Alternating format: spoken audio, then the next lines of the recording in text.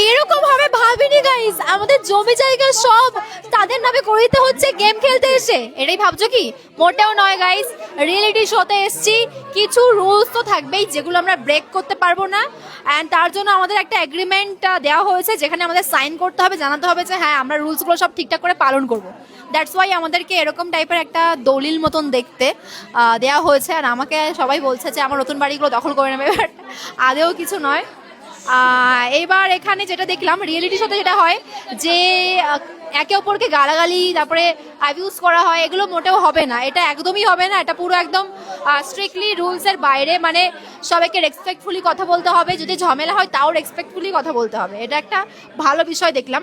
And অনেক কিছু জানতে পারলাম, আমাদের কিছুটা শ্যুট কমপ্লিট হয়েছে, অনেক কিছু জানতে পারলাম যেটা আমরা এখন বলতে পারছি না, যেগুলো তোমরা শোতে ডিরেক্ট দেখতে পারবে। আর এই যে হচ্ছে আমাদের দলিল, দলিল ওকে সাইন করে দিয়েছো, কি মনে হচ্ছে? হ্যাঁ অসুবিধা নেই, ঠিক আছে।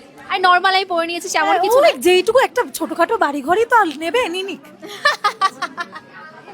ওটাই ব্যাপার। যাই হোক, মানে নর্মাল তো। কি মনে হচ্ছে? ও হ্যালো হ্যালো করে আছে, ওর মাইকে কাজ করছে না।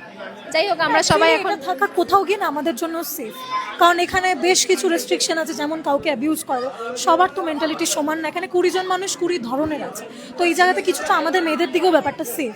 অবশ্যই তাই। সেই দিক থেকে।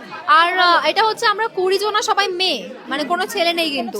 আমাদের যারা বয়ফ্রেন্ড বা হাজবেন্ডরা এসছে তারা কিন্তু মানে আমাদের গার্জিয়ান হিসেবে এসছে, ওরা কিন্তু গেমে আসেনি। আমাদের সাথেও তারা ইভেন ইনক্লুডেড নেই, আমাদের হ্যাঁ, থেকেও যখন 4 আমাদের- দিনের জন্য পুরো আলাদা করে। হ্যাঁ, যখন আমাদের গেম হচ্ছে তখন ওরা কেউ থাকছে না, সবকিছু মানে আমরা জাস্ট নিজেরাই করছি। ওরাও দেখবে একমাত্র এর মধ্যে লেখা আছে আমরা গালাগালি দিতে পারবো না, কাউকে ছোট করতে পারবো না, তো আমরা প্ল্যানিং করতে ইংলিশ পারবো। বাংলা কোনো ভাষায় গালাগালি দিতে পারবো না। হ্যাঁ, তা কি হয়েছে? তুই কি চাস দিতে?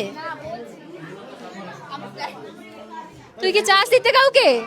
দিতে চাই। কোনো কন্টেস্টেন্ট আছে এমন কি তোর কি খারাপ লাগছে এখনো অবধি? আমাদের মাথা গরম হয়ে গেল কোনো সিচুয়েশনে, আমাদের মানে মুখে বলবে কি চুপ থাকো, প্লিজ চুপ, প্লিজ চুপ। হ্যাঁ, আমরা সবাই শর্ট টেম্পার, ওই জন্য আমি ওকেও বলে দিলাম। না এখন হ্যাঁ, আমি আমি তো তো ব্রেন চালাতে হবে, এইটুকু বুঝতে পারছি। প্রচুর ব্রেন খাটাতে হবে, যেটা আমি জানতে পারলাম এতক্ষণ যতক্ষণ আমাদের শুট হলো।